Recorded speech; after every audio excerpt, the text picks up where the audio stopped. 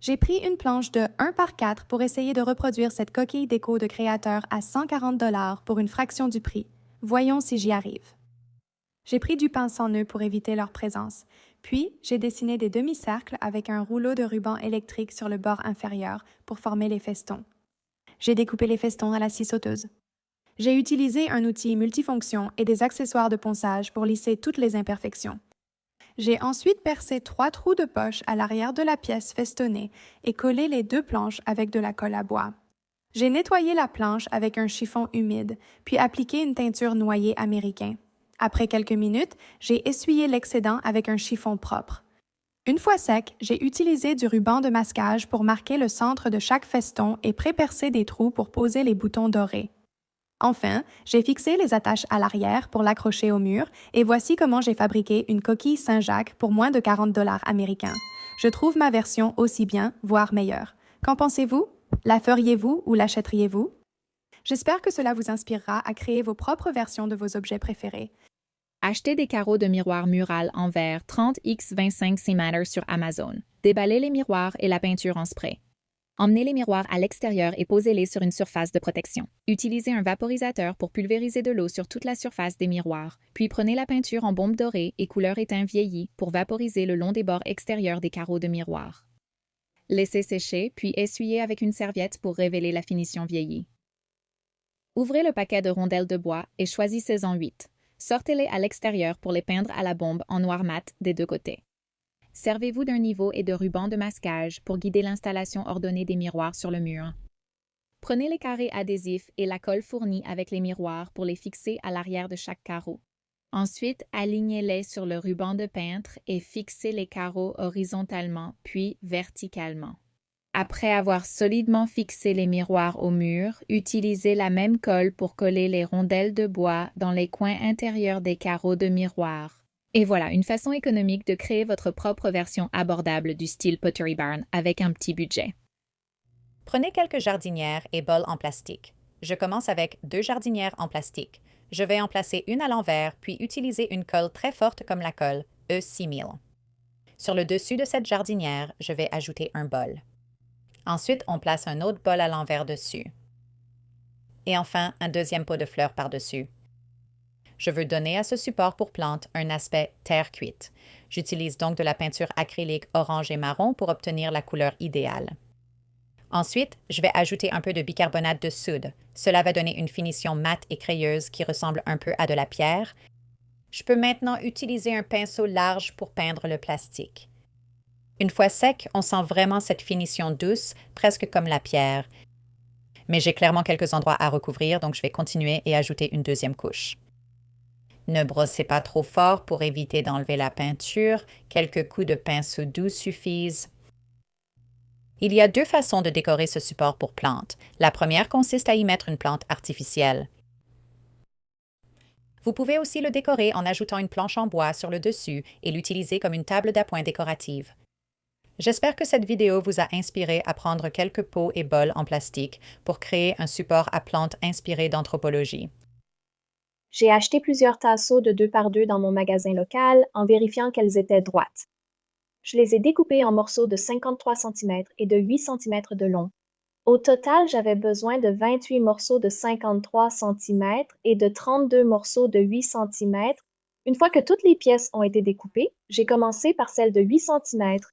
Une par une, j'ai poncé légèrement les côtés et j'ai collé 6 d'entre elles ensemble en veillant à ce qu'elles restent droites, alignées et bien serrées avec des serre-joints. J'ai fabriqué 5 autres ensembles ainsi. Une fois la colle sèche, j'ai assemblé les 6 ensemble pour former un bloc de bois de 6 par 6 et je l'ai mis de côté. Ensuite, je me suis occupée des longues pièces. J'ai collé 6 pièces ensemble, en les alignant d'un côté et en appuyant sur le dessus pour m'assurer qu'elles restent droites pendant le serrage. J'ai fait un autre ensemble avec 6 pièces et 2 autres ensembles avec 8 pièces chacun. Après que la colle est séchée, j'ai placé le bloc de 6 par 6 à l'envers et j'ai fixé les 2 ensembles de 6 pièces aux extrémités opposées en les serrant ensemble. Après que la colle est séchée, j'ai retiré les serre-joints et fixé les 2 ensembles de 8 pièces sur les autres côtés du bloc. Il était maintenant temps de combler les espaces entre les bords courbés des tasseaux de 2 par 2. Pour cela, j'ai mélangé un peu de sciure avec de la colle à bois et j'ai rempli les trous un par un.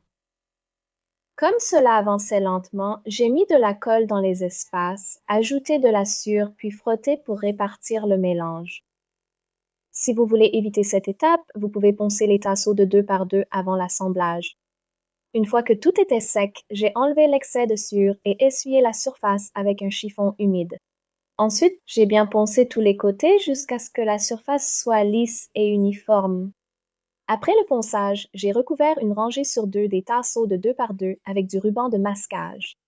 Pour créer le motif en damier, j'ai recouvert toute la surface supérieure avec du ruban adhésif, puis j'ai marqué des repères sur tous les côtés. Ensuite, j'ai utilisé une règle et un cutter pour découper le ruban en motif de grille. J'ai retiré les carrés aux endroits où je voulais peindre. Maintenant, passons à ma partie préférée, la peinture. J'ai peint à la bombe les carrés exposés avec une teinte appelée Deep Forest en couvrant tous les côtés. Après séchage de la peinture, j'ai retiré le ruban de masquage. Enfin, j'ai appliqué un vernis transparent à base d'eau sur tous les côtés pour protéger le bois et la finition. J'adore créer des pièces qui sont à la fois fonctionnelles et élégantes. Cette table fait un superbe plateau de jeu d'échecs et, lorsque vous ne jouez pas, elle sert parfaitement de petite table d'appoint chic. Récemment, je suis tombée sur une guirlande artisanale de perles en verre de mer sur le site de Pottery Barn, mais elle coûtait 99$ et je savais que je pouvais facilement la reproduire moi-même. Donc, je vais utiliser du Mod Podge mat. Et je vais simplement verser une bonne quantité de Mod Podge dans un récipient en plastique. Ensuite, j'ai ajouté du colorant alimentaire. Pour obtenir la couleur du verre de mer, j'ai utilisé du bleu et du vert, et j'ai mis juste une goutte de chaque couleur de colorant alimentaire. Ensuite, à l'aide d'un bâtonnet en bois, j'ai bien mélangé le tout avec le Mod Podge, en veillant à ce qu'il ne reste aucune trace de marbrure et que le mélange soit bien homogène. Pour l'éclaircir un peu, j'ai ajouté juste une goutte d'eau afin de m'assurer que le Mod Podge puisse bien tourner à l'intérieur des perles de verre. Ensuite, j'ai utilisé un verre doseur et j'y ai versé le mélange de Mod Podge afin de pouvoir le verser facilement dans mes perles de verre. L'ouverture des perles de verre étant petite, j'avais vraiment besoin d'aide pour faire entrer le Mod Podge. C'est un bricolage très salissant, donc j'ai aussi choisi de porter des gants en latex pendant que je travaillais. J'ai utilisé un essuie-tout pour enlever l'excès de Mod Podge sur ma perle de verre, car je ne voulais pas qu'il durcisse dessus. Après avoir rempli mes perles de verre, je les ai piquées sur des brochettes en bois et placées dans du polystyrène.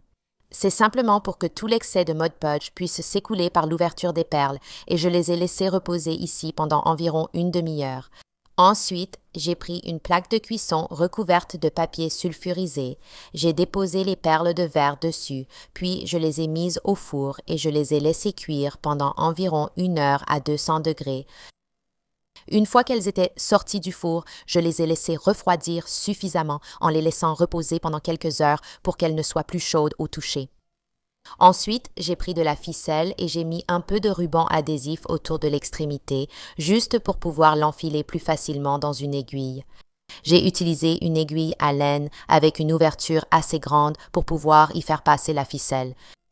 Passer la ficelle est difficile, mais le ruban adhésif aide beaucoup.